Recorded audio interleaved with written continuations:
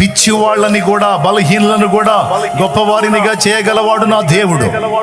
మూడుబారిన జీవితాలను చిగురింపజేసే దేవుడు నా దేవుడు.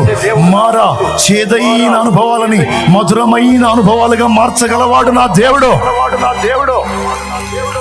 అలాంటి దేవుని భక్తురాలైన నేను నా బిడ్డని వాళ్ళన్నట్టు పిచ్చోడు, వెర్రోడు, సోదోడు, బలహీనుడు, పాపిష్టోడు అట్టంటాడు నేనెందుకంటానో? వాడు ప్రస్తుతం ఇలా ఉంటే ఉండొచ్చు, కానీ భవిష్యత్తులో వాడు ప్రపంచం మొత్తాన్ని వెలిగించి ఒక వెలుగవుతాడు. నా దేవుడు వాడిని అలా చేస్తాడో, నా కూతురుని అలా చేస్తాడు, నా కొడుకుని అలా చేస్తాడు. నా పిల్లల్ని ప్రయోజకులుగా నేను చేయలేకపోవచ్చు, నా దేవుని చేతికి వాళ్ళని అప్పచెప్పాను. వాళ్ళని నా దేవుడు అలా తీర్చిదిద్దుతాడో.